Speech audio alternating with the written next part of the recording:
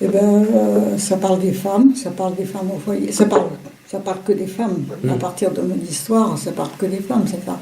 Ça parle des femmes au foyer, de toutes les femmes de ma génération aussi, parce que je représente quand même une génération qui n'est plus tout à fait la même aujourd'hui. Et voilà, une femme qui a vécu, qui a été quand même très très imprégnée de la religion catholique, donc qui a été bien écrasée par rapport à ça, sans s'en rendre compte complètement.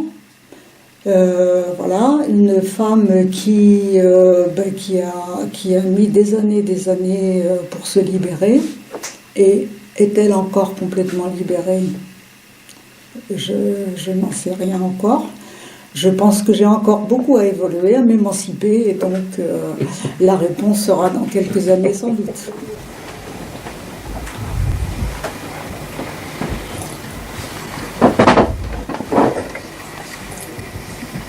Je vous salue Marie, pleine de grâce. Le Seigneur est avec vous. Vous êtes bénie entre toutes les femmes, et Jésus, le fruit de vos entrailles, est béni. Sainte Marie, Mère de Dieu, priez pour nous pauvres pécheurs, maintenant et à l'heure de notre mort. Amen.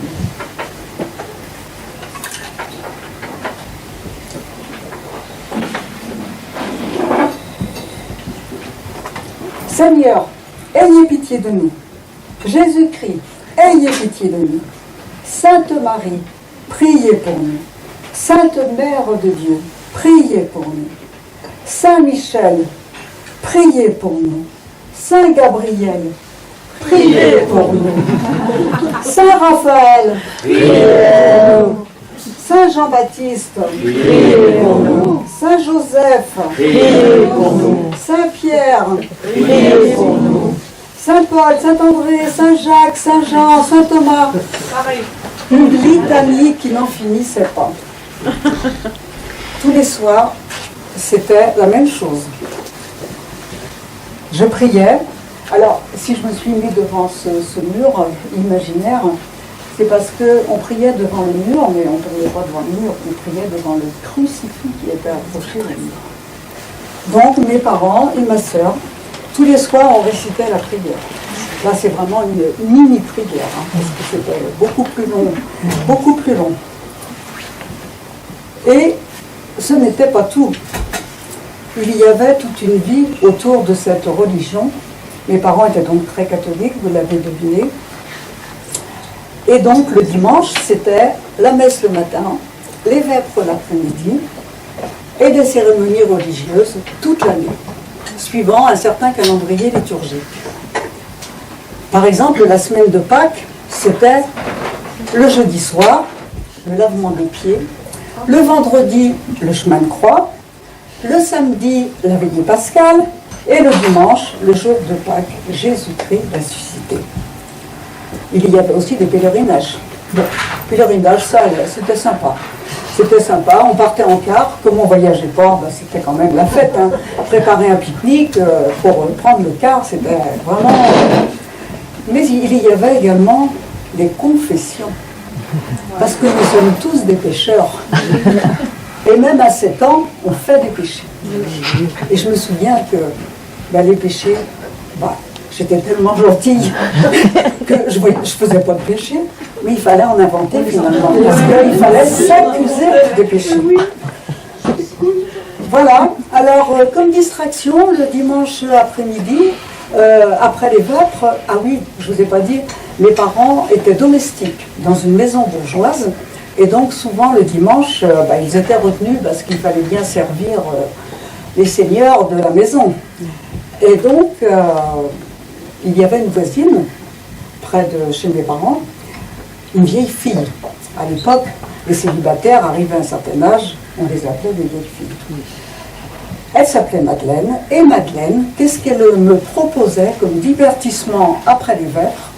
Eh bien, on allait soit rendre visite aux malades ou aux morts. Voilà, le choix. Alors, comme elle disait, Madeleine, elle est mignonne, elle dit rien, donc voilà, elle dit rien. Mais j'ai quand même un souvenir qui me revient là, à l'instant. C'est qu'une fois, on était allé à l'hôpital rendre visite à un mort, mais c'était pas n'importe quel mort, c'était un prêtre. Et ce prêtre, il était sur son lit et il était habillé. Et il avait ses chaussures. Et il avait des grands pieds. Et j'ai passé toute la visite à observer ses pieds. J'étais traumatisée par ses pieds. Alors que les autres morts que j'ai vus, je n'en avais aucun souvenir. Mais alors vraiment, c'est les chaussures là, à la verticale, franchement, ça m'avait fait très très peur. Alors, pour continuer cette vie dans un milieu très catholique, tout avait son importance. Par exemple, mon prénom.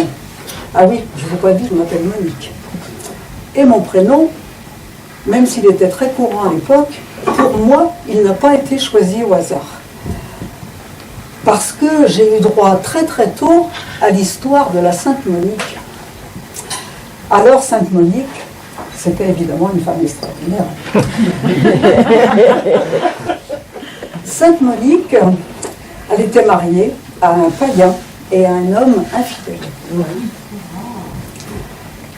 Mais Monique, elle avait une telle patience, une telle gentillesse, que son mari a fini par se convertir. Mais ce n'était pas fini pour la Sainte Monique. Ils avaient 3 fils, dont un, il était en train de mal tourner, comme on disait. Il ne tournait pas très bien. Et il s'était intégré dans une secte manichéenne. Et là encore, Monique, là du coup, elle était désolée. Elle a pleuré, pleuré, pleuré, jusqu'au jour où son fils, Augustin, s'est converti. Et donc c'est le grand Saint-Augustin que bien sûr tout le monde connaît. Il y avait aussi une autre situation à laquelle j'étais confrontée très tôt, c'est le fait... Alors donc on était 3 filles, et mon père très très tôt, il m'a dit qu'il aurait aimé avoir un garçon. Ben oui, ça aurait dû être moi le garçon, ça aurait dû être l'aîné, le garçon, mais je n'étais pas le garçon. Et en plus, il m'a dit le prénom qu'il avait choisi pour moi. C'était pas n'importe lequel. Le prénom, c'était Jean-Marie. Et pourquoi Jean-Marie? Parce que Marie, c'est le nom de la Vierge Marie. Jean, c'est l'apôtre, le disciple bien-aimé de Jésus, et c'est l'apôtre aussi qui a été chéri par la Sainte Vierge, par Marie. Donc, et bien voilà, j'étais devant 2 situations bien difficiles, parce que donc, j'aurais dû être un garçon finalement. Franchement, mon père, il a eu du mal à s'en remettre. J'aurais dû être un garçon. Bon, du coup, je ne suis pas un garçon. Et le fait, ce prénom-là, qu'on m'a choisi, quand on sait ce qu'il veut dire, et que j'ai su quand même très très jeune, eh bien j'étais vraiment la petite Monique qui était écrasée par le poids d'une responsabilité. Parce que derrière tout ça, qu'est-ce que ça voulait dire? Ça voulait dire que je n'avais pas le choix. Je devais être une femme modèle et une mère exemplaire. Et c'était pas fini, c'était que je disais. Parce que finalement, cet écrasement-là, sur mes petites épaules, eh bien, il a continué, car je suis devenue femme au foyer. Femme au foyer, vous savez, c'est les femmes qui font rien. C'est les femmes qui ne travaillent pas, c'est les femmes qui ne sont pas intéressantes, c'est des femmes qui n'ont rien à dire, elles n'ont pas de métier, donc elles ne peuvent pas être intéressantes, ces femmes-là. Donc, nouvel écrasement. Eh bien aujourd'hui, si je suis là, c'est parce que j'en ai marre. La petite Monique, la pauvre petite Monique, elle en a marre.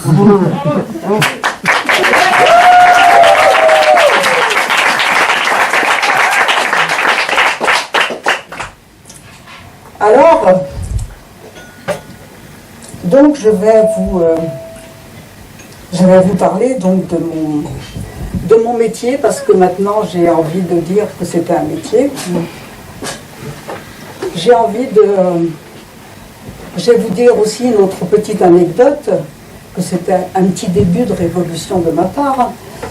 C'est que les femmes au foyer, elles n'existaient pas. Sur les papiers administratifs, il n'y avait aucune case. Alors, où est-ce que j'allais me mettre? Eh bien, il y avait une case sans profession. Et j'en avais marre de cocher cette case. Je me suis dit, ben merde, je bosse du matin au soir, et puis je ne suis pas reconnue. Alors, qu'est-ce que j'ai fait? Alors, j'étais fière de moi. J'ai rayé 100, S-A-N-S, et j'ai écrit 100, C-E-N-D. Petite victoire. Donc, je vais vous parler de toute cette vie. Je vous invite à m'accompagner à travers le déroulement de toute ma vie. Cette vie qui n'a pas été un long fleuve tranquille. Et à travers cette vie, je vais vous parler des femmes au foyer, de toutes les femmes, particulièrement des femmes de la classe ouvrière. Je vais également vous parler du combat que toutes les femmes doivent mener par rapport à la domination, que ce soit la domination de la religion, moi je peux en parler, je l'ai tellement vécu, par rapport à la domination du patriarcat et par rapport à la domination capitaliste, bien sûr. Et souvent, ces trois dominations, elles s'imbriquent l'une dans l'autre. Vous êtes d'accord? Ça vous va? Parce que si vous n'êtes pas d'accord avec le programme, j'en ai pas d'autre. Voilà. Alors, donc, on va commencer par le début. Alors, le début, comme vous l'avez compris, famille très catholique, famille très austère, parce que il y avait le péché partout. Donc, c'était pas rigolo tous les jours. J'étais pas très heureuse dans mon milieu familial. Mais en même temps, j'étais pas malheureuse non plus. Alors, quand vient le moment d'aller à l'école, eh bien évidemment, mes parents, ils m'ont mis à l'école catholique, à l'école des religieuses et à l'école des filles. On ne mélange pas les garçons et les filles, surtout pas. Et là,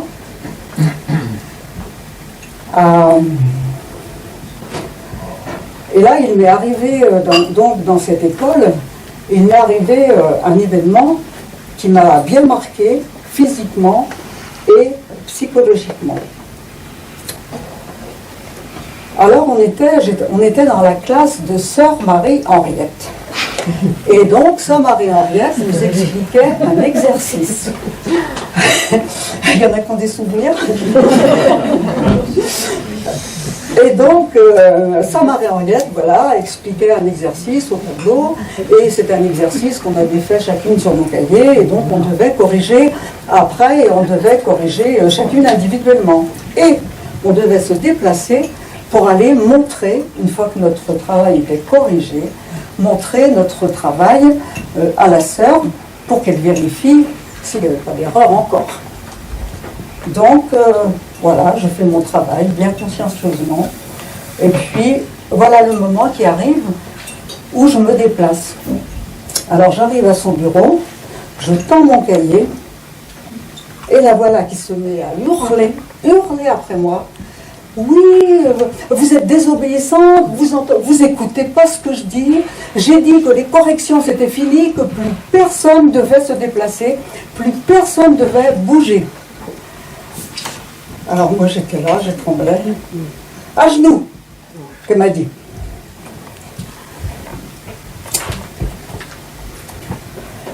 Alors je baissais la tête, évidemment. Et puis, très rapidement, la voilà qui me cramponne la tignasse et qui me tape et tape et tape la tête sur son bureau. Alors je me suis relevée quand j'ai eu le droit de me relever. Je me relève évidemment, je baissais la tête. J'avais des sanglots. Mais je les retenais parce que je me suis dit, peut-être que j'ai même pas le droit de pleurer. Alors, j'ai traversé la classe, je suis allée m'asseoir à ma place. Il n'y avait pas une mouche qui volait. C'était le silence complet. Et de temps en temps, il y avait une fille qui me regardait, qui compatissait, mais ça en était resté là. Je suis arrivée à la maison, mes parents, ils ont donc vu, ils m'ont dit, mais qu'est-ce qui t'est arrivé? T'as été battue, qu'est-ce qui t'est arrivé? Parce que quand je suis arrivée à la maison, j'avais 2 grosses bosses et ça commençait à changer de couleur. Hein. Et donc, voilà, mes parents étaient quand même désolés. Voilà, mes parents avaient quand même... Je sentais que maman elle en avait gros sur le cœur. 15 jours après, 15 jours après, c'était la kermesse à Mauléon, avec Mauléon dans les Deux-Sèvres. C'était la kermesse à Mauléon.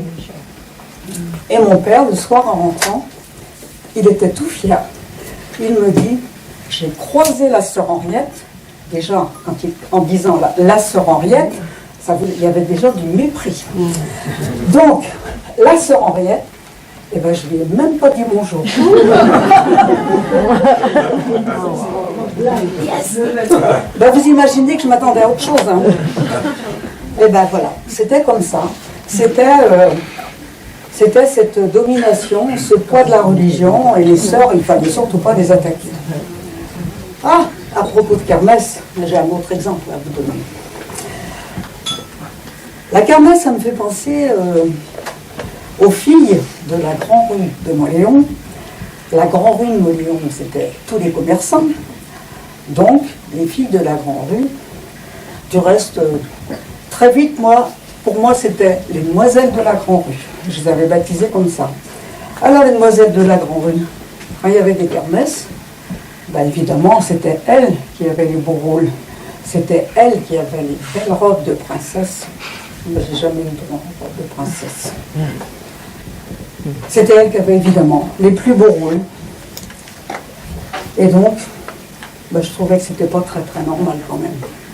Et ça a continué, c'était pas qu'à l'école, ça a continué aussi au niveau d'une association sportive qui s'appelait les Trinitaires de Mauléon.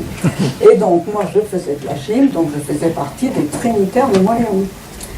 Et moi, j'étais fidèle, parce que comme on partait jamais en vacances, ben, j'étais à toutes les répétitions, j'étais présente tout le temps, tout le temps, tout le temps. Et quand venait le spectacle, quand venait la kermesse, eh bien, qui c'est qu'on plaçait devant, là? Alors moi qui avais été fidèle, qui était à tous les cours, et que je savais très bien ce qu'il y avait à faire, eh bien, hop, on recule d'un pas, et on laisse les demoiselles de la Grande Rue en premier rang. Tout ça, ça m'a quand même bien marqué, très tôt. Et même si je n'avais pas les mots pour le dire, si je n'avais pas les mots pour analyser ce qui se passait, eh ben, je trouvais que c'était quand même pas normal. Parce que les filles de bourgeois, elles avaient des droits. Et moi, j'avais aucun droit. J'étais même pas défendable. Mon père, il ne m'a pas défendu. J'étais même pas défendable.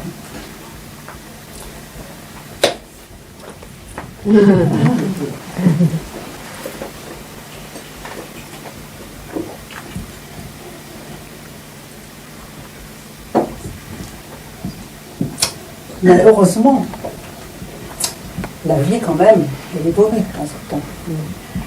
Et, eh bien, j'ai découvert un mouvement de jeunes, un mouvement d'éducation populaire, qui s'appelle la JOC, Jeunesse Ouvrière Chrétienne.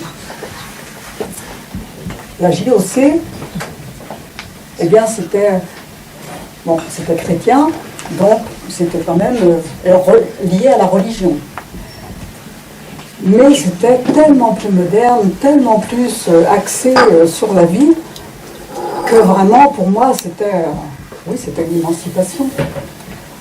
Alors là, j'ai découvert une certaine conscience ouvrière aussi, hein, parce que voilà, on était conscient de nos situations. on réfléchissait ensemble. Et il y avait une méthode très intéressante qui s'appelait le voir, le juger et l'agir.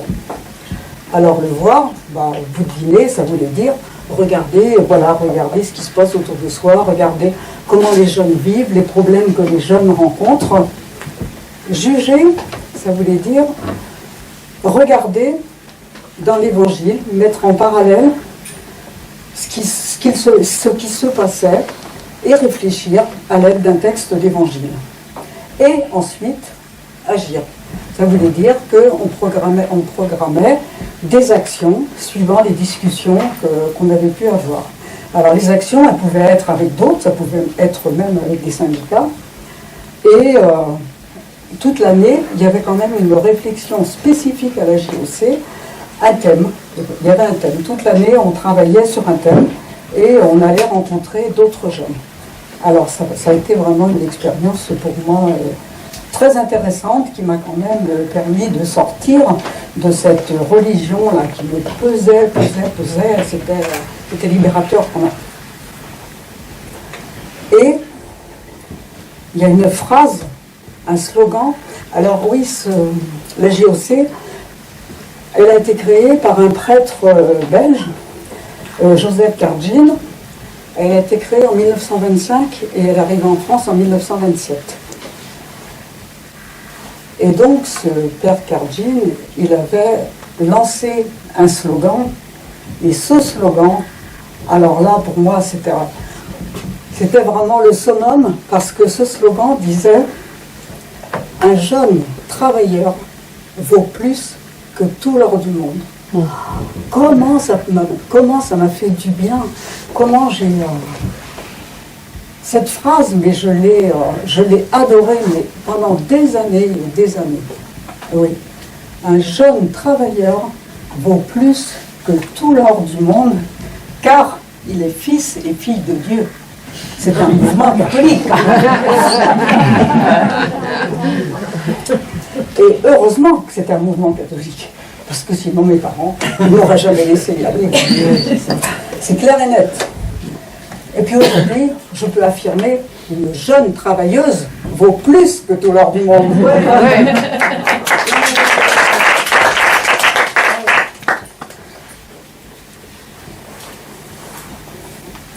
Alors, c'était donc l'époque où l'école s'arrêtait à 14 ans.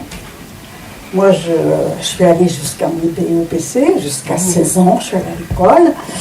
Et à l'époque, il n'y avait pas besoin de situation, il n'y avait pas besoin d'avoir des diplômes spécifiques pour travailler dans les bureaux. Voilà. BEPC, ça voulait dire on travaille dans un bureau. On pouvait travailler dans un bureau. Ben oui, mais Mauléon, toutes les places étaient prises. J'aurais pu aller travailler à Cholet. Cholet-Maine-et-Loire, 20 minutes de Mauléon. Quand j'ai parlé de ça à ma maman, à mes parents, mais ma pauvre fille, mais tu te rends pas compte, mais pour une jeune fille, mais c'est pas convenable d'aller en ville. La ville, c'est un lieu de perdition. Et je suis restée à Mauléon.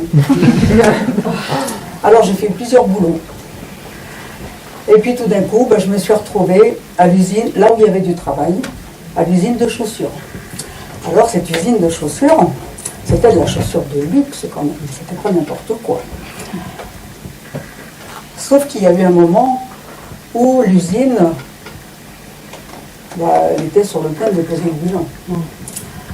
Alors un soir, en sortant de l'usine, il y a des gens là qu'on connaissait de vue, qui étaient de Mauléon, qui nous attendaient, qui nous ont demandé, évidemment, dans la commune, c'est une petite commune, Mauléon, donc tout le monde était au courant qu'il y avait des problèmes à l'usine Martin. Et donc, voilà, ils viennent nous trouver, et ils nous demandent, où est-ce que vous en êtes, qu'est-ce que l'usine va devenir, est-ce que vous êtes au courant, voilà, nous on est des syndicalistes de la CFDT, on est prêt à vous donner un coup de main, si vous voulez, voilà, on peut essayer quand même de faire quelque chose pour bloquer ces licenciements qui risquent d'arriver. Alors le soir, je rentre chez moi, toute contente, toute fière. J'ai dit, bah, on a rencontré des gens de la CFDT, et qui nous ont proposé de nous donner un coup de main. J'ai dit, bah, tu te rends compte, peut-être que le licenciement ne va pas avoir lieu. Oh là là, bonne mère, qu'est-ce que j'avais dit? Alors moi, naïve, j'étais tellement contente. Eh ben oui, mais la réaction, elle a été immédiate. Maman, elle m'a dit, mais ma pauvre fille, il y a toujours eu des riches, il y a toujours eu des pauvres. C'est quand même pas toi qui vas y changer quelque chose. Voilà, fatalisme, soumission. Eh ben, je voudrais quand même faire un petit paragraphe sur la CFDT. Parce que moi j'ai connu la CFDT qui était combattante, qui défendait les travailleurs. Ça, je peux en parler, je l'ai connue, cette CFDT. Et j'ai fait des manifs avec cette CFDT. Sauf qu'aujourd'hui, je ne vois plus. Mais moi, je suis toujours là. Et des fois, ça me fait suer, parce que les copains là, avec qui je disais un jeune travailleur vaut plus que tout l'or du monde, ben, je ne les vois pas, je ne vois plus. Ils ne sont plus là. Alors donc, je milite avec ceux qui militent. Donc je milite avec la CGT en particulier, parce que c'est quand même plus souvent eux, et d'autres bien sûr. Voilà, la FSU, Sud, voilà, je peux en nommer plein. Donc je milite plus avec les mêmes personnes. Ah, au début ça m'a fait drôle parce que je connaissais plus personne. Ah ben aujourd'hui je connais tous. Ah, je connais tous, il n'y a pas de problème. Je ne suis pas perdu. Mais je n'ai pas oublié ce que j'ai vécu avec la CFDT.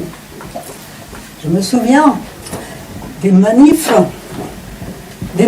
qui avaient de la gueule. Des manifs, je ne vais pas dire qu'aujourd'hui elles n'ont pas de gueule, mais aujourd'hui on papote, c'est plus la même ambiance. C'est vrai, bon, à Cholet c'est comme ça. Bon, ailleurs c'est sûrement différent, mais à Cholet c'est comme ça. Et donc je me souviens de... Pour moi, c'était très fort, ces manifestations, ces marches où on chantait tous ensemble. Il y avait une espèce de fraternité là, qui me touchait énormément. Et il y a une chanson que j'adorais. Et je suis sûre que beaucoup parmi vous la connaissent. Compagnon de colère. Compagnon de combat, je me mets en colère. Toi que l'on faisait taire, toi qui ne comptais pas, tu vas pouvoir enfin nous porter le chiffon rouge de la liberté. Car le monde sera ce que tu le feras. Plein d'amour, de justice et de joie. Accroche à ton cœur un morceau de chiffon rouge, une fleur couleur de sang. Si tu veux vraiment que ça change et que ça bouge, lève-toi car il est temps. Tu crevais de faim dans ta misère, tu vendais tes bras pour un morceau de pain. Mais ne crains plus rien, le jour se lève et il fera bon vivre demain. Wow!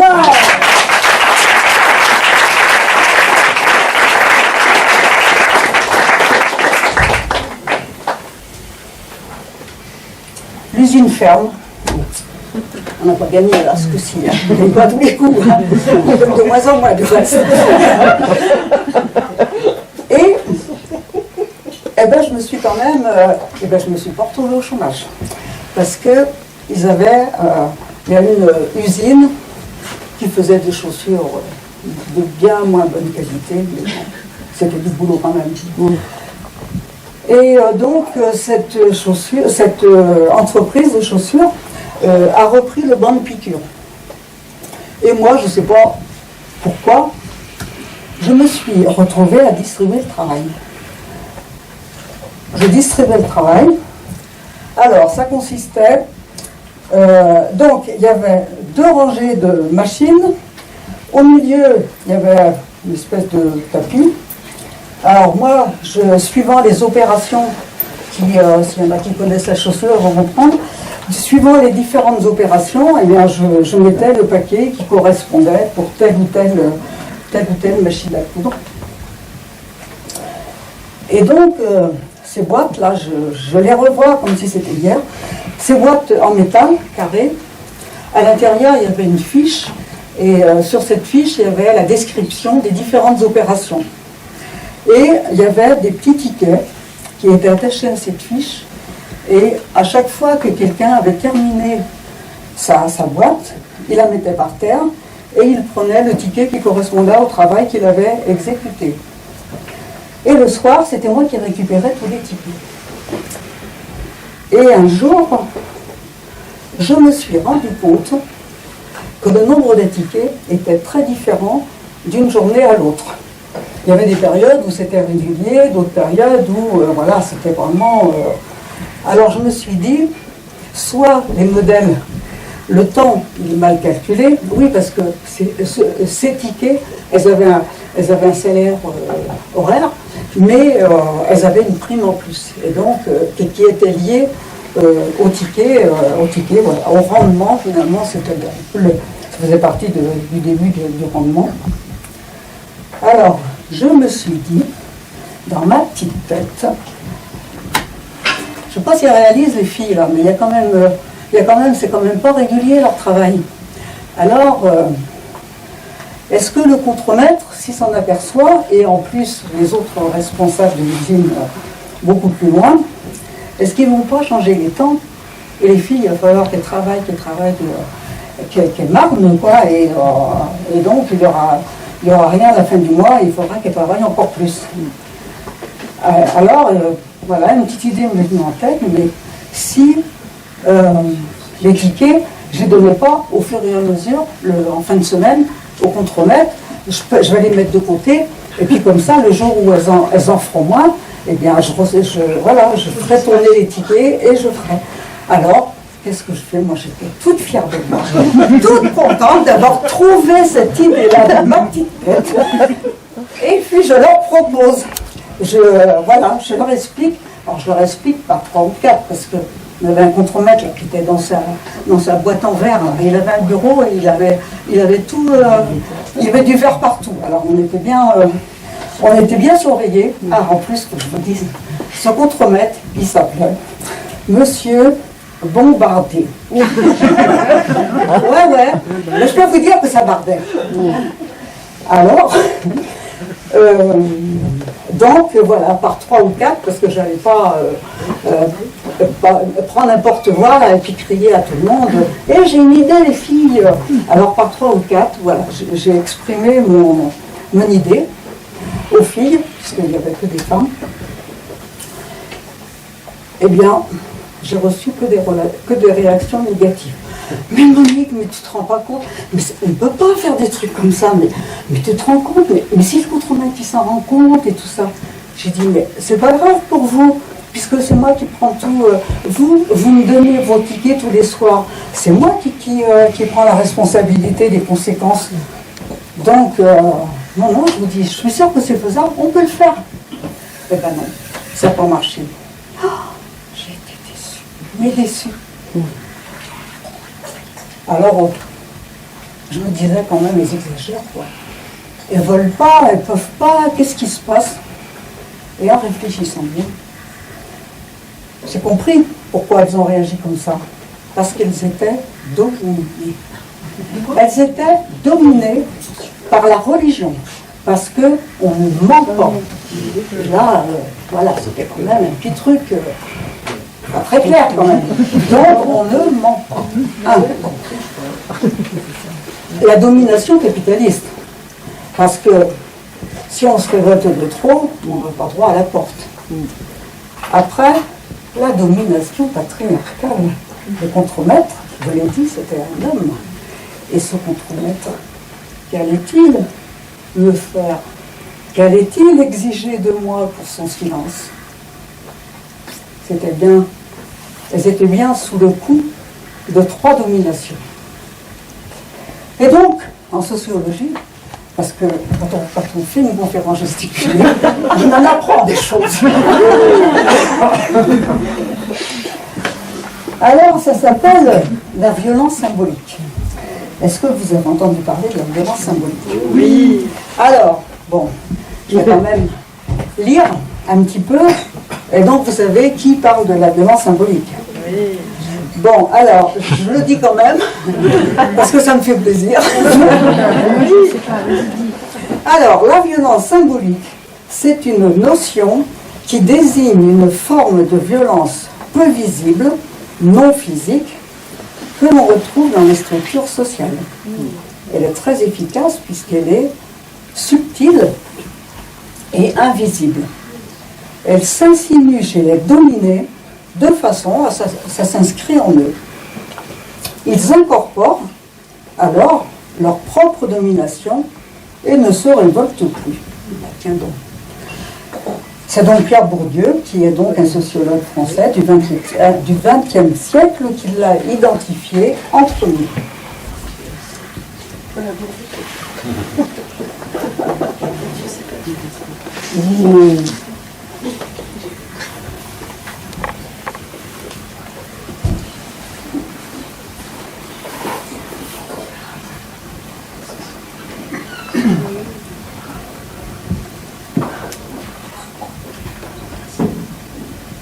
Alors, on va continuer mon chemin, la vie de femme. D'après vous, comment, en 1969, une femme peut-elle s'émanciper de sa famille? Bon, je suis sûre qu'il y a des jeunes par ici qui doivent bien se marrer. Mais c'était comme ça. C'était comme ça. Parce que, finalement, une jeune fille, alors, moi, je n'avais pas de frère, donc, pas comment ça se passait pour les garçons, mais c'était à peu près pareil quand même, à part quelques exceptions. Mais une jeune fille, c'était pas convenable, elle ne pouvait pas prendre son indépendance, elle n'allait pas partir de chez elle, prendre un appartement, c'était pas convenable, ça se faisait pas.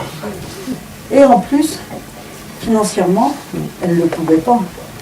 C'était l'époque où on donnait notre salaire aux parents jusqu'à notre majorité, qui était à 21 ans. Voilà. Donc, on n'avait pas trop de choix d'indépendance, d'émancipation. Alors, ben voilà, en 1969, je me marie. Je me marie avec Daniel. Daniel, peintre en bâtiment. Je crois qu'on avait plein d'illusions tous les deux. Parce que finalement, moi, je n'étais pas heureux chez moi. Lui, c'est pareil, il n'était pas très heureux avec ses parents. Bon, il était fils unique, il avait une mère hyper possessive. Bon, voilà, donc c'était pas la joie non plus. Donc, c'était évident, deux personnes qui étaient malheureuses, elles pouvaient que être heureuses ensemble. Mais j'avais pas tout compris.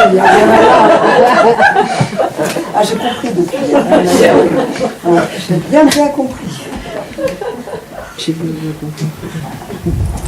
Alors, donc je me marie en 69 et en 71, eh bien, notre premier enfant, le petit Jean-Noël, il commence à pointer le bout de son nez.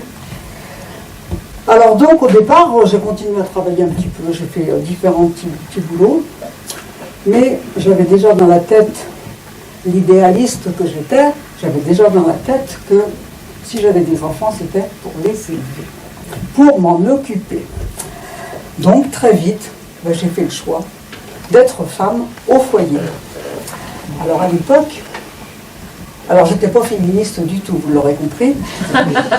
Et à l'époque, il y avait, j'entendais parler du MLF et tout ça, et finalement, toutes ces femmes du MLF, franchement, elles ne m'intéressaient pas du tout. Je les trouvais aigries, je les trouvais hargneux, je les trouvais anti-hommes, je leur voyais que des défauts. Hein. En plus, elles poussaient les femmes à aller travailler pour leur indépendance financière. Moi, je ne comprenais pas trop pourquoi à l'époque. Et donc, les femmes au foyer, je ne vois pas comment elles pouvaient s'intéresser à mon cas, aux femmes au foyer. Donc voilà, je ne m'étais pas plus intéressée que ça à ce phénomène. Là, encore une fois de plus, en faisant la conférence Eh bien, j'en ai découvert des choses. J'ai découvert des choses parce que, déjà, une journaliste qui s'appelle Mona Chollet, voilà ce qu'elle disait. C'est donc une journaliste au monde diplomatique. Et voilà ce qu'elle nous raconte. Et je n'en savais rien. Alors donc, moi, Monique de Chollet, si vous permettez, humblement, je vais lire Mona Chollet.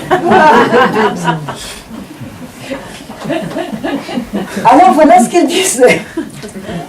Les mouvements féministes nés dans les années 70, donc en plein dedans, en Italie, en Angleterre, aux États-Unis, au Canada, ont nommé le problème du travail domestique.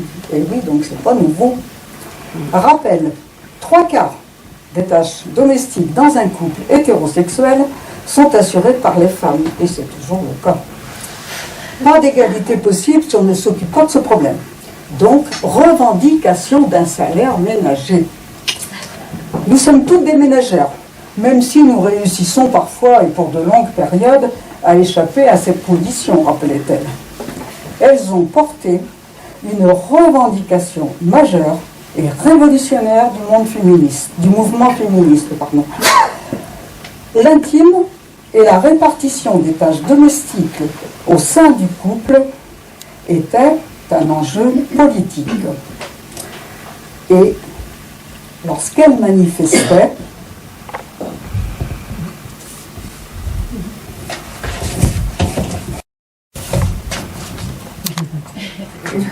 prolétaires de tous les pays, qui lave vos chaussettes? Il s'agit évidemment d'une parodie du célèbre appel qui conclut le manifeste du Parti communiste. Et donc, cet appel était le suivant: prolétaires de tous les pays, unissez-vous. En France, l'idée n'a eu que très peu d'écho. Les Françaises, elles avaient peur qu'on ne renvoie les femmes à leur casserole. À quoi un collectif suisse répliquait: les avons-nous jamais quittés? Et donc, d'empêcher l'émancipation des femmes en les cantonnant à un rôle d'épouse et de mère et en les maintenant à la maison. Alors moi, j'adore l'histoire des casseroles. Parce que tout le temps, je disais, bon, moi je suis femme au foyer, mais c'est pas pour passer mon temps à sticker les casseroles. Donc, voilà. J'étais pas très loin finalement. Alors, je vais vous lire un autre passage. Donc, revenons-en à cette proposition de salaire ménager qui était donc portée par la féministe Federici. Ça ne signifiait pas que l'on se résigne à une existence vouée aux tâches domestiques. Ce n'est pas du tout « je reste à la maison pour laver les casseroles et c'est bien, c'est ce que je veux et je m'en contente ». Non, il fallait vraiment voir cette proposition dans la perspective de donner d'autres horizons aux femmes au foyer, en leur donnant par un salaire une autonomie à l'égard de leur mari. La possibilité au contraire de sortir du foyer, de mener des activités. Ah tiens, l'activité, un autre truc qui me plaisait bien, parce que c'est bien ce que je vivais moi aussi. Voire même de divorcer, si la relation avec le conjoint n'est pas satisfaisante. Les féministes matérialistes assurent que l'émancipation des femmes est contrariée par leurs conditions matérielles d'existence, notamment économiques. Il s'agissait donc d'activer le levier économique pour favoriser l'émancipation.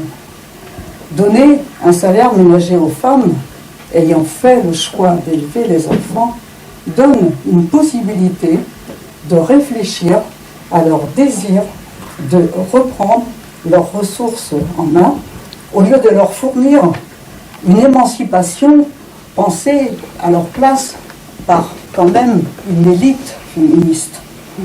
Et moi, Monique de Chollet, je rajoute, je ne suis pas intellectuelle, camarade féministe, mais je voudrais que vous valorisiez avec moi, et pour nous toutes, mon travail et celui de nos camarades. Parce que mon travail est le même que celui de beaucoup d'autres femmes. Alors, c'était quoi mon travail?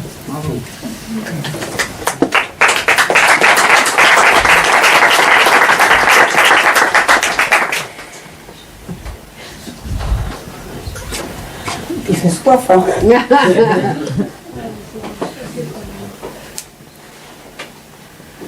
Ça va, vous êtes bien installés? Très bien. Et toi, ça va? Oui, ça va. Il faut boire un petit coup parce que j'ai les lèvres qui sèchent. Alors, justement, c'était quoi mon travail? C'est quoi le travail d'une mère au foyer? Vous savez, la liste des 100 professions, là? Bon, on va pas aller jusqu'à 100, rassurez-vous. Alors, voilà, c'était quoi mon travail? C'était quoi les métiers que je faisais? Cuisinière, infirmière, comptable, chauffeur de taxi, femme de ménage, psychologue, lingère, animatrice, secrétaire, gestionnaire, pâtissière, militante écologiste, ouais, couturière, directrice de ressources humaines, décoratrice, responsable événementiel, coiffeuse, responsable achat, jardinière, assistante maternelle, éducatrice, etc. etc. Bravo.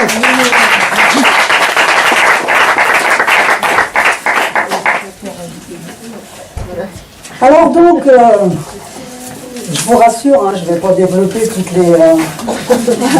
ces professions, mais je vais parler de celle qui me semble le plus important. Alors, pour moi, le plus important, c'était les enfants. C'était donc le soin aux enfants.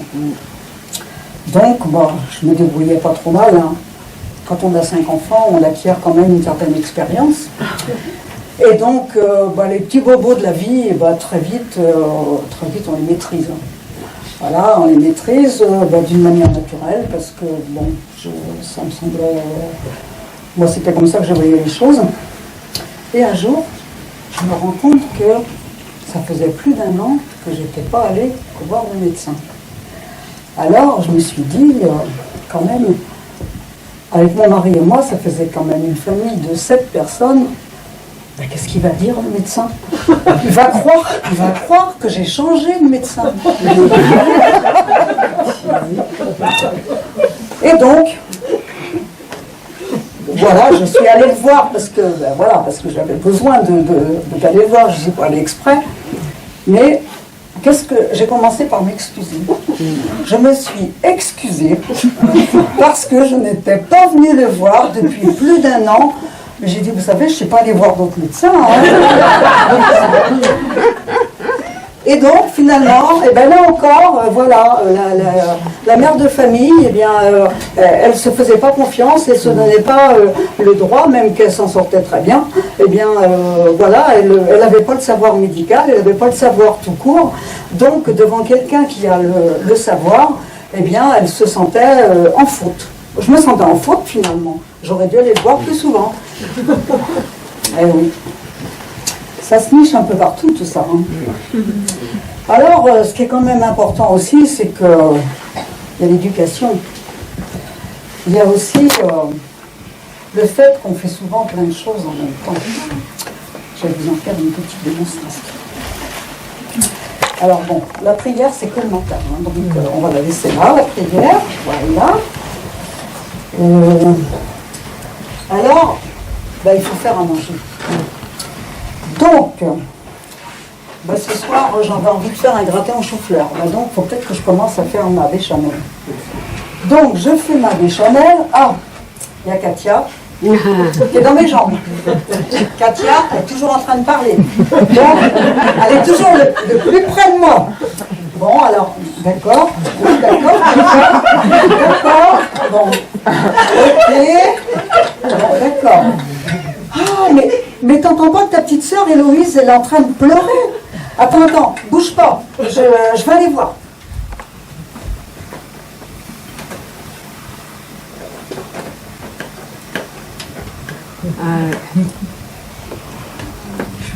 Alors, ma petite Héloïse, qu'est-ce qui va pas? T'as mal au ventre? Qu'est-ce qui va pas? Hein? Bon, on continue. Allez. Oui, Katia. Oui, d'accord, Katia, pas de problème. D'accord, je suis d'accord avec toi. T'as de la chance, je suis d'accord avec toi. Mais qui c'est qui arrive là? Mais c'est Marie-Laure. Mais Marie-Laure, mais t'as fini tes leçons? Tu veux les réciter? Mais tu vois bien que c'est pas le moment. Je suis en train de faire déjà 3 choses en même temps. Ça suffit, je peux pas en faire 4. Alors, t'as pas autre chose? T'as pas un exercice? T'as pas autre chose à faire en attendant? Oh, et puis... Oh, j'en ai marre. Alors, il y a Céline qui est dans sa chambre, qui joue de la flûte. C'est feu, mais comme c'est pas possible. Oui, parce qu'à cette époque, j'entendais bien. Et puis Jean-Noël, qui est dans le garage, il est dans l'atelier à son père. J'entends qu'il tape avec le marteau. Il tape et qu'il tape. Qu'est-ce qu'il est en train de faire? J'en suis malade. Parce que son père, quand il va arriver, ça va pas être la même chanson. Hein. Bon, il faut bien que je finisse ma béchamel. Voilà, donc, je continue ma béchamel. Allez, ma petite Héloïse, elle est bien calmée, donc je vais la coucher.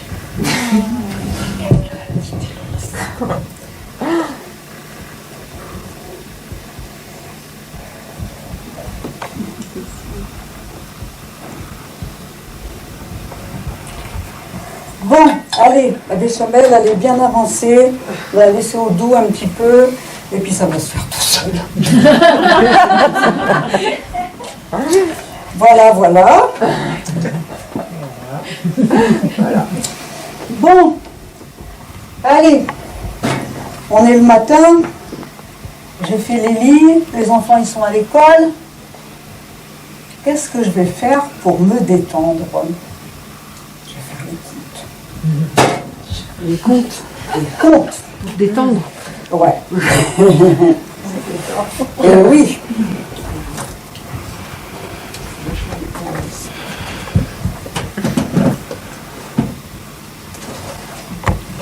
Alors vous allez rire. Je suis quelqu'un de très conservateur. J'ai retrouvé 3 cahiers. Je suis sûre qu'il peut y en avoir d'autres. Mais ces 3 cahiers de comptes, ils représentent les comptes de 1971 à 1983. Peut-être que j'en ai d'autres qui sont partis, je sais pas, à la déchetterie ou ailleurs. Alors voilà, j'avais pas appris la compta, mais bon, j'avais un peu de bon sens quand même, hein, c'est pas compliqué de faire des colonnes et puis de rentrer des chiffres dedans. Alors, en regardant ces cahiers, j'ai quand même été surprise, j'avais oublié évidemment. Par exemple, pour l'alimentation, souvent c'est un poste. Souvent dans les budgets, c'est un poste l'alimentation. Sauf que moi, j'avais fait 2, 4, 6, 8 colonnes. Parce que j'avais tout détaillé. Même le pain. Alors, j'avais une colonne épicerie, une colonne pain, une colonne boisson, une colonne fruits et légumes, une colonne produits laitiers, une colonne œufs et poissons, une colonne viande et une colonne conserves diverses. Déjà, là, il n'y avait pas de détails, c'était des conserves diverses. Eh bien, tout ça pour dire que chaque dépense était importante, chaque dépense était notée, parce que, comme je disais, finalement, qu'est-ce que je fais? Je gère la pénurie tout le temps, parce que vivre avec un petit salaire à 7, c'était de la gymnastique. Donc, effectivement, c'était pas du loisir ni du repos, c'était vraiment du casse-tête. Du casse-tête chinois. Alors, qu'est-ce que j'ai fait d'autre comme métier déjà? Qu'est-ce que j'ai fait d'autre qui pourrait valoir le coup, quoi, histoire de vous partager quelques petits trucs.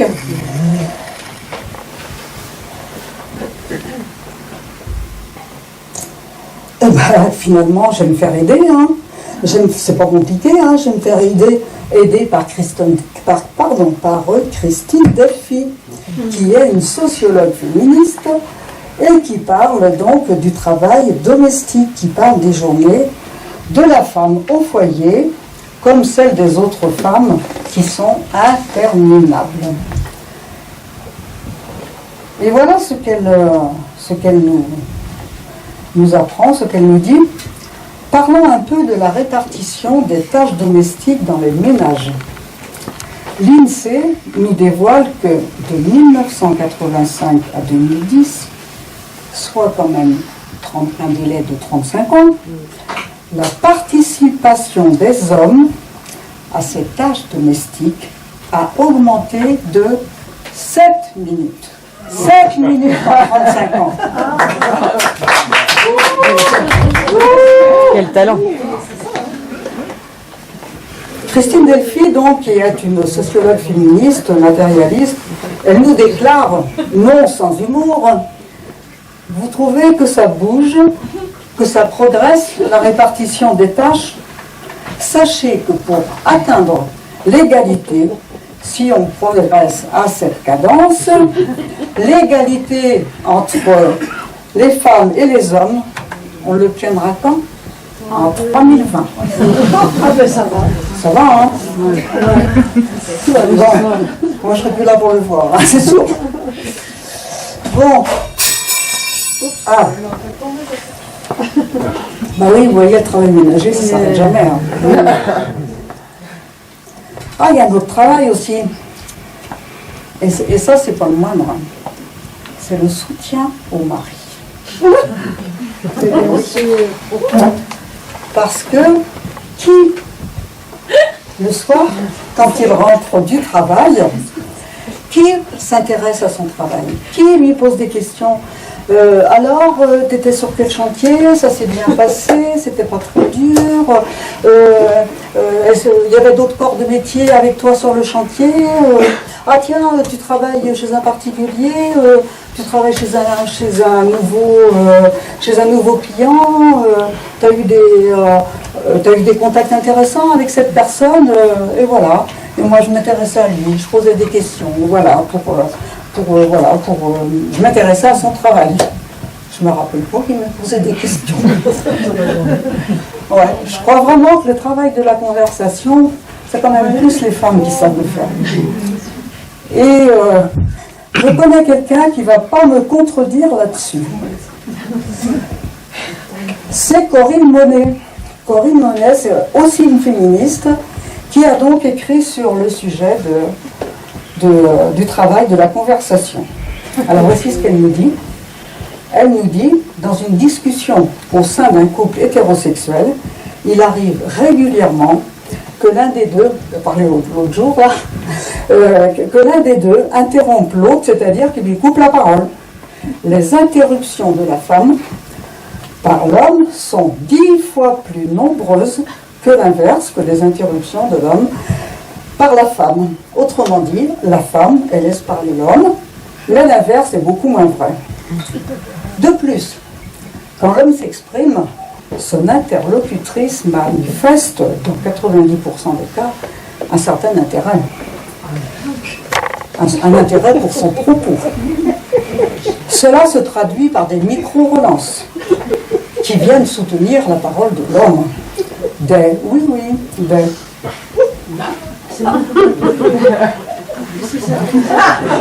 Il est en revanche fréquemment constaté une prise de distance de l'homme durant l'intervention de la femme. Prise de distance visuelle, prise de distance corporelle aussi. Il se met à regarder ailleurs. Et donc ça se passe.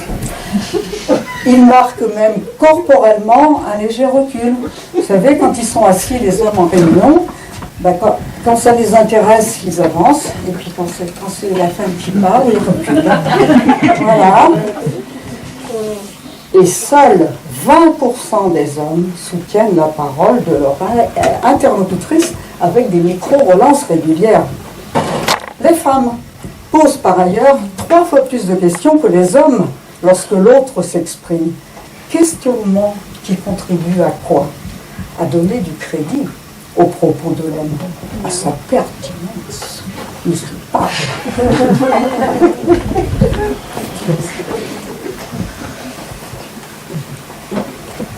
Ah oui, il n'y a pas quelque chose là dans ma liste de métiers là, qui vous a surpris? Oui, vous avez dû dire pourquoi mettre ça là-dedans. Ressources humaines, l'écologie. Ouais. Militante écologiste. C'est parce que quand on est femme au foyer, on est un peu obligé d'être écologiste parce qu'on fait un tas de choses par économie, on fait un tas de choses parce qu'on a sans doute un peu plus de temps pour le faire aussi, on a le temps là encore de faire les choses. Par exemple les conserves. Ah, j'en ai fait des conserves. J'avais même ramassé des haricots verts, des pinceaux d'haricots verts pour faire des conserves, parce que voilà, l'hiver, il fallait quand même nourrir toute la famille. Et les bocaux de fruits au sirop, et les bocaux de confiture. J'en ai fait quelques-uns quand même. Alors il y a eu tout un moment où c'était plus à la mode tout ça, plus personne n'en parlait. Et puis tout d'un coup, eh bien, il y a tout un mouvement là, écologiste qui est arrivé. Et donc, eh bien, Zéro Déchet, l'association Zéro Déchet joue un peu ce rôle-là. Il y avait autre chose aussi que je faisais facilement, qu'on faisait dans notre quartier, et pour nous c'était naturel. Par exemple, on avait constitué une association pour du prêt de matériel, parce que ça nous semblait ridicule, chacun d'acheter son autoculteur quand on arrive dans un quartier pour remuer la terre, sa tondeuse, son taille-haie, et ainsi de suite. Donc, on avait créé une association, et ça se gérait très très bien, on avait une très très bonne organisation. Alors donc, on faisait ça, et on s'entraidait beaucoup entre voisins. On savait qu'un tel avait telle ou telle compétence, donc on échangeait nos compétences. Alors, pendant un moment, les gens se sont éloignés des uns des autres. Et paf, maintenant, eh bien, qu'est-ce qu'on fait? On fait du repair de café pour le matériel. Voilà. C'est beaucoup mieux de dire qu'on fait des repair de café. Avant, ça se faisait tout seul. Il y a besoin de créer, si, on créait un peu quand même, puisque je vous ai dit qu'on avait créé une association dans le quartier. Mais bon, on n'en faisait pas des tonnes non plus. Voilà. Il y avait aussi les vêtements. Les vêtements, alors là, on raccourcissait. Alors, 4 filles, j'ai eu. 4 filles. Donc, ça veut dire que je stockais les vêtements. Je stockais les vêtements, voilà, ça voulait dire qu'il fallait que je réfléchisse entre une telle et une telle, une qui est née l'hiver, l'autre qui est née l'été. Il y a 2 ans d'écart ou il y a 4 ans, donc ça peut passer à l'une, ça peut passer à l'autre. Entre-temps, la mode changeait un petit peu, alors qu'est-ce qu'on faisait? On rétrécissait un petit bout de quelque chose, on raccourcissait un petit bout de quelque chose. Bon, bref, on se débrouillait, quoi. Donc, voilà. Donc, j'étais bien écologiste avant l'heure, quand même, non?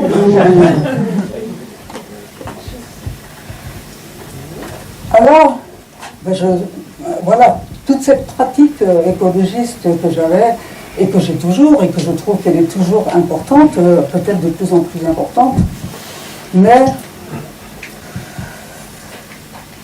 je pense, j'ai peut-être pas raison, mais moi je pense vraiment que c'est pas ça qui va sauver la planète. Il va falloir en faire un peu plus.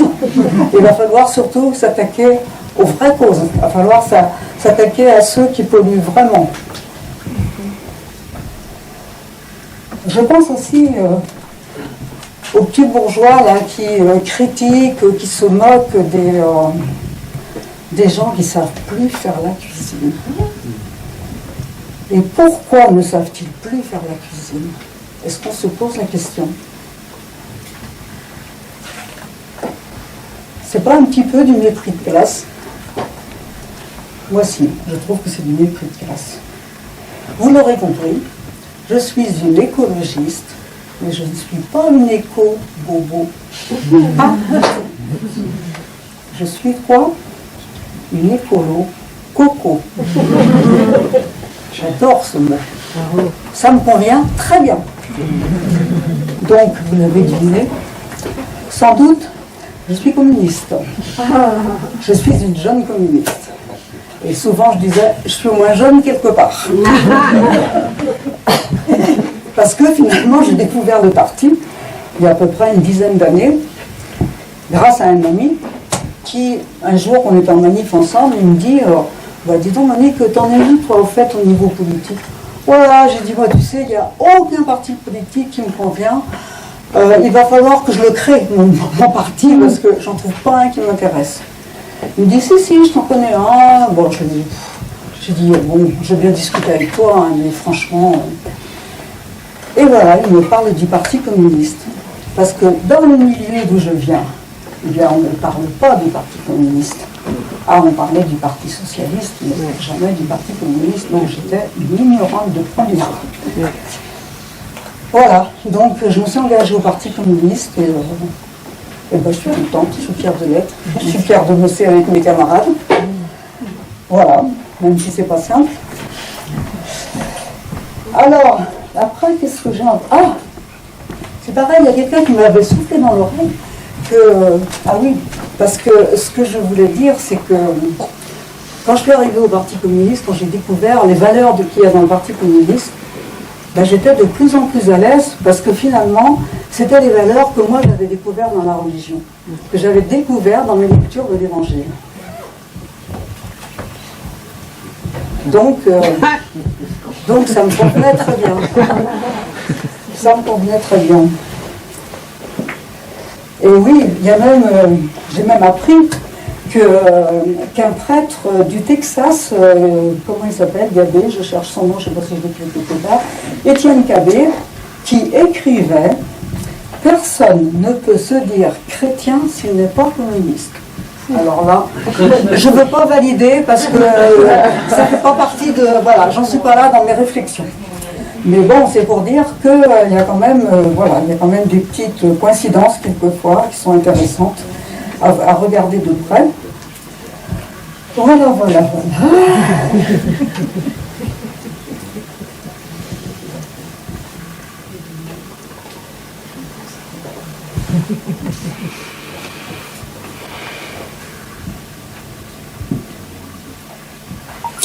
Et donc, la petite Monique, eh bien, elle a été toute sa vie, en parallèle avec sa vie de mère au foyer, elle a été engagée. Alors, je pourrais vous raconter plein de choses, mais j'ai encore du travail à faire. Donc, je vais demander à quelqu'un qui m'a écrit une jolie comptine pour faire défiler une grande partie de ces engagements-là. Je vais lui demander de venir la lire.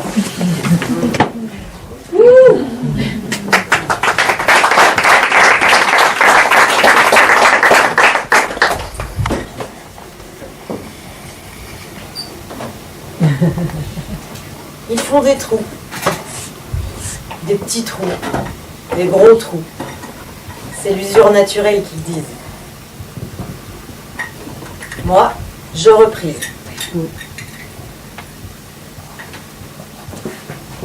D'abord, il faut consolider les bords, créer un cercle solide autour du trou. Alors je consolide. Pour les sorties scolaires, accompagner. Je consolide.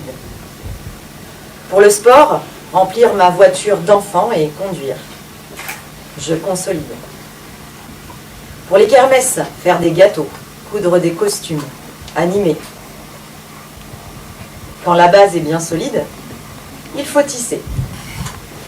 Construire du lien, dessus, dessous, dessous, dessus. Avec le réseau des échanges de savoir, nous mettre tous à égalité. Et puis nous rencontrer. Apprends-moi à faire un couscous, je t'apprendrai la gym douce. Construire du lien, dessus, dessous, dessous, dessus. À la maison de quartier, être membre du conseil d'administration et avec les habitants créer. La vie collective, défendre et favoriser. Construire du lien, dessus, dessous, dessous, dessus.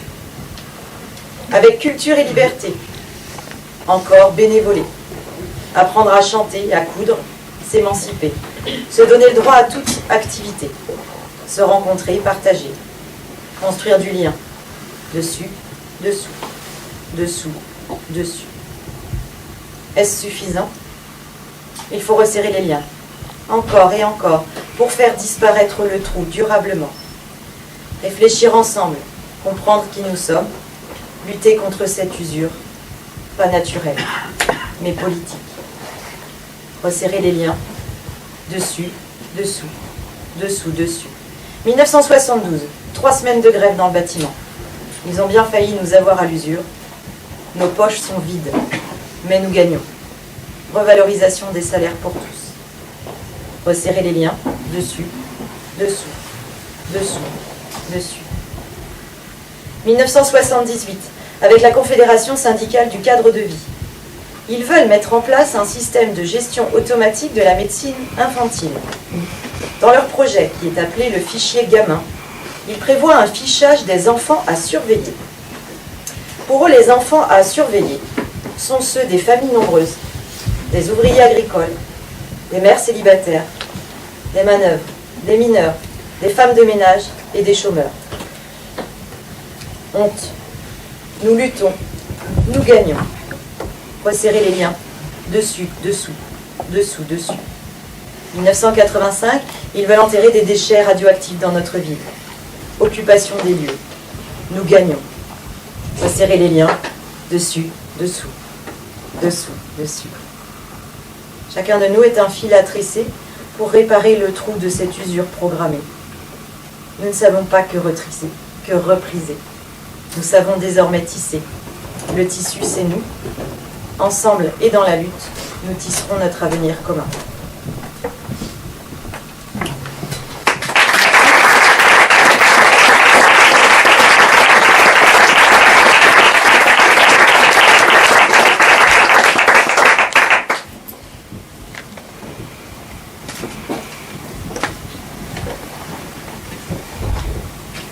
Eh oui, j'ai passé ma vie à défendre les autres. J'ai défendu le travail, j'ai défendu la santé, j'ai défendu j'ai défendu tout ce qu'on vient de mener. Voilà. J'ai défendu. Et jamais une seule fois, je me suis posé la question sur la reconnaissance de mon travail. Du reste, que ce soit les copains de la CFDT ou même les autres, c'est pareil. Personne ne m'a aidé à réfléchir que ce que je faisais, c'était du travail. Et que je n'étais pas rémunérée. Et que mon travail, il était à défendre comme tout travail. Donc, eh bien là aussi, j'en ai un petit peu marre. J'en ai un petit peu marre de m'être battue. Parce que finalement, non seulement je n'étais pas reconnue financièrement, mais je n'étais vraiment rien. Puisque je n'étais que, d'abord, la fille d'un ouvrier. Ensuite, la femme d'un ouvrier. Mais moi, aujourd'hui, je proclame, je suis la classe ouvrière. Et j'en suis fière. Évidemment, je suis un membre de la classe ouvrière. Je ne suis pas la classe ouvrière en moi toute seule.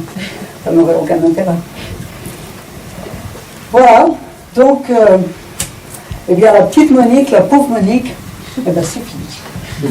C'est fini. Non, c'est fini. Allez, c'est fini. On fait une croix. C'est fini. Alors, on va continuer mon petit chemin de vue. Donc voilà, on a parlé du mariage, on a parlé des engagements, on a parlé de plein de choses. Et 30 ans après le mariage, eh bien, j'ai pris la décision d'une nouvelle émancipation. Non, c'était pas pour le plaisir, hein. C'était la solution de survie. Et donc, j'ai quand même réussi à prendre la décision de divorcer. Donc je divorce en 1999. Ça ne s'est pas fait du jour au lendemain. J'en ai passé des années à chercher des solutions. et à les proposer à mon mari. Parce que c'était plus compliqué de chercher des solutions ensemble à nos problèmes. Et j'étais tellement imprégnée, j'avais tellement peur, j'avais peur du regard des autres, j'avais peur aussi du fait que j'ai quand même été très longtemps dans les milieux cathos, et dans les milieux cathos, on ne divorce pas, ça ne se fait pas. C'est pas possible de divorcer. Voilà. Dans la mesure où il ne me tapait pas dessus, le reste, c'est pas grave. Ouais. J'ai divorcé. J'avais donc 50 ans. Et il me restait la petite Héloïse, qui avait 15 ans, à ma charge. Et donc, je n'avais pas de travail, je n'avais pas d'argent, je n'avais pas de métier, et je n'avais pas fait d'études. Ben, il en faut du courage. Hein. Et je peux vous dire que j'en ai versé des larmes et des larmes et des larmes. Je me disais, qu'est-ce que je vais devenir? Est-ce que je vais m'en sortir un jour? Et c'est là qu'on voit l'utilité du salaire domestique, de cette reconnaissance que nous n'avons pas. Que nous n'avons pas. Et donc, je n'ai pas de solution, mais il y a sûrement du boulot à faire là-dessus. Et ah oui, je voulais vous dire quelque chose. Je ne sais pas si sur l'invitation, il y avait une petite ligne qu'il fallait emporter son chéquier. Apparemment, ça va bien conclure. Je ne suis pas sûre que vous l'ayez. Parce que, je vais vous dire, eh bien, tout cela, eh bien, vous en devez de l'argent aux mères au foyer. Parce que si on veut reconnaître tous les métiers là que je vous ai nommés, si on veut faire un équivalent en salaire, eh bien, il y a une société qui s'appelle Pronto Pro, qui a fait une étude là-dessus et qui a décrété que les femmes au foyer devraient gagner, tenez-vous bien, 6 300 € par mois. Oui, on en est loin. Hein. Du coup, tous les hommes vont s'y mettre. Parce que finalement, on en a économisé de l'argent à la société. On a économisé de l'argent à la sécurité sociale. Voilà. Très peu de médicaments, très rares de médicaments, c'était vraiment le dernier recours. Très peu de visites au médecin parce qu'on avait le temps. Bon, c'est vrai que c'était pas grave si on garde son enfant 10 jours. Après, quand on a un travail à l'extérieur, je veux bien comprendre que c'est plus compliqué. Bon, tout ça pour dire, j'en reviens aux mères au foyer. Donc, on a économisé de l'argent à la sécurité sociale. On n'a pas eu besoin de faire garder nos enfants, donc on n'a pas eu besoin de rémunérer des nourrices. On n'a pas eu besoin d'utiliser des crèches, des haltes garderies, parce qu'on s'arrangeait dans le quartier. On se donnait des coups de main là aussi, quand on avait vraiment des besoins, pour garder les enfants des uns et des autres. On s'arrangeait entre voisins, enfin, entre voisines. Et ainsi de suite. Et ben voilà, les transports scolaires, les sorties, les sorties du centre de loisirs. J'avais un Mazda à l'époque, un Mazda 9 places. Alors là, le centre de loisirs, il était content du centre de loisirs. Allez hop, on remplissait le Mazda d'enfants et j'accompagnais donc les sorties. Enfin voilà, la liste elle est longue de tout le travail, parce que j'avais fait ce choix-là aussi.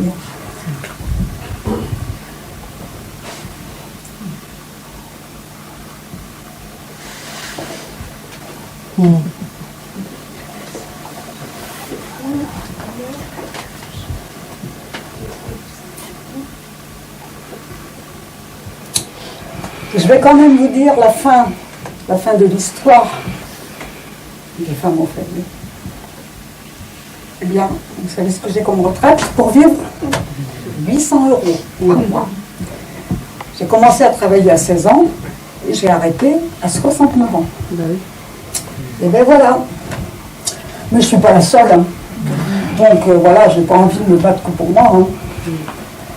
Et je pense également à mes camarades héroïnes. Vous savez, les femmes qu'on a traité, qu'on a honoré au moins un moment dans leur vie, parce qu'on en avait besoin pendant la pandémie, des femmes qui étaient essentielles, c'était surtout des femmes, des métiers de femmes qui étaient essentiels, que ce soit au niveau de la santé, au niveau de l'enseignement, au niveau alimentaire, hein, pour les supermarchés et tout ça. Donc voilà. Donc les femmes, c'est indispensable. Elles aussi, hein, elles ne sont pas reconnues. Elles ne sont pas rémunérées à leur juste valeur. Et donc, moi je me dis peut-être qu'on peut faire un parallèle entre le métier de la mère au foyer qui n'est pas reconnu et ces métiers-là qui sont pourtant des métiers professionnels, ben, ils ne sont pas tellement reconnus, eux non plus. Donc peut-être qu'il va falloir, se battre pour des reconnaissances ensemble finalement. Ensemble, puisque c'est un peu le même travail qu'on peut faire.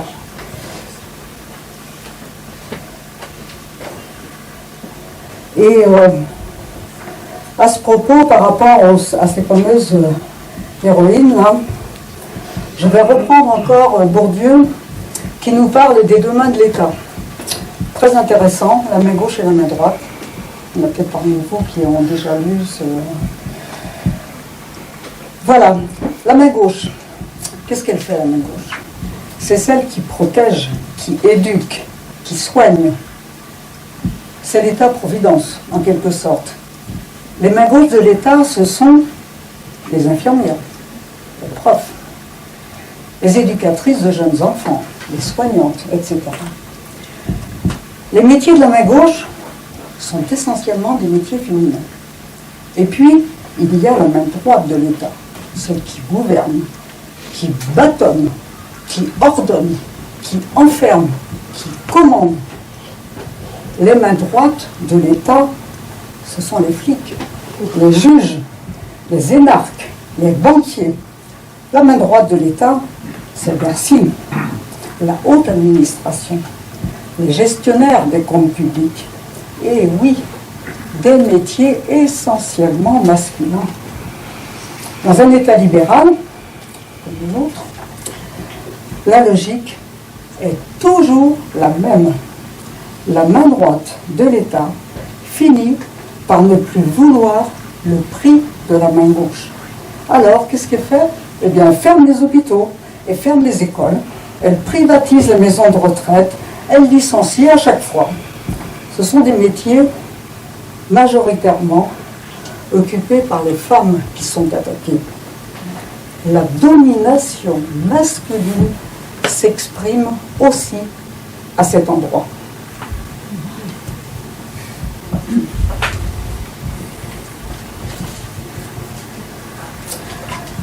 Je voudrais quand même pas qu'on se quitte sur des mauvaises impressions. Donc voilà, je vais quand même vous dire, au cas où vous auriez quelques doutes, que je ne suis pas une réac. Non, je ne suis pas une réac. Je ne souhaite pas le retour des femmes à la maison. Je voudrais seulement que les femmes puissent avoir le choix. Puissent avoir le choix de le faire si c'est vraiment leur désir. Et qui sait, s'il existait un salaire domestique, peut-être qu'il y aurait des hommes au foyer. Et s'il n'y en a pas, ben tant pis. Tant pis. On ne peut pas les forcer, hein. Si les hommes continuent à penser qu'être banquier, ingénieur, manager, ça a plus de sens que mon travail, c'est dommage et bien triste. Mais je ne suis pas désespérée. J'espère à l'évolution des générations à venir. Merci à vous de m'avoir écouté.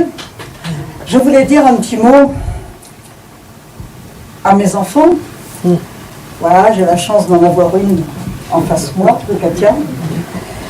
Alors donc, mes enfants, Jean-Noël, je vais faire une petite parenthèse pour Jean-Noël, parce que Jean-Noël, le seul garçon de la famille, il a 50 ans demain. Eh ben, je vous dis que ça ne vous rajeunit pas. Voilà, une petite pensée pour Jean-Noël. Voilà, il y a Marie-Laure, il y a Céline, Katia, il y a Héloïse, qui est bien sage, qui n'a pas toujours été, mais là, elle est bien sage. Voilà, voilà ce que je voulais vous dire, et je vous le partage en même temps, parce que c'est vrai, il y en a beaucoup qui pensent que, oh là là, mais cette femme, elle a été esclave toute sa vie, 5 enfants, c'est... voilà, et ben non. Moi, ce que j'ai envie de dire, c'est que j'étais très heureuse. Voilà, j'étais hyper heureuse de m'occuper de mes enfants. Jamais regretté, jamais, jamais, jamais. Finalement, ce qui était difficile, c'était les conditions de vie. C'était le fait que, qu'on n'avait pas des gros revenus et que moi, j'étais un peu dépendante. J'avais l'impression de gagner de l'argent en économisant, mais je n'avais pas un salaire, je n'avais pas un revenu, j'avais rien à justifier.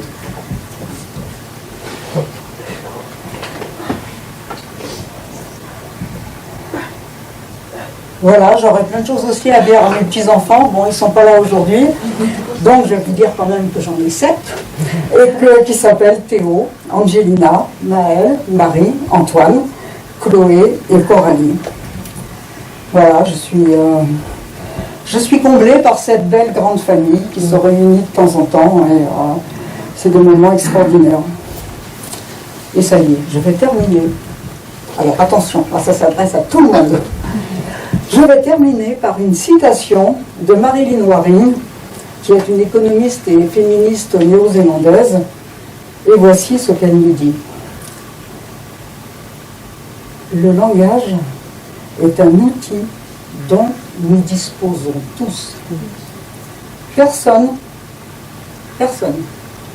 en sortant d'ici, ne devrait plus jamais dire « ma femme ne travaille pas ». Ma fille ne travaille pas. Ma mère ne travaille pas.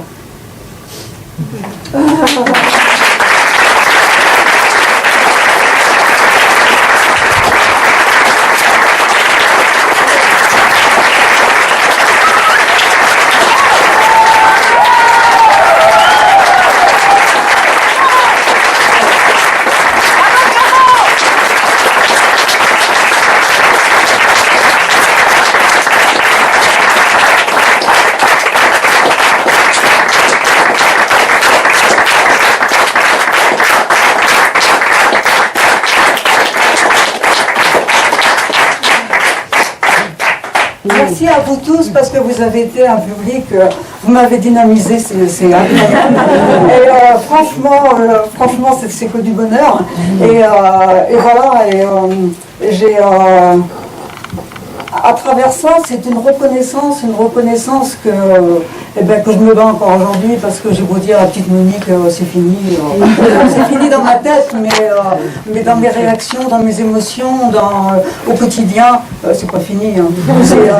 Voilà, de toute façon, je crois que je mourrai avant d'avoir tout résolu. Voilà.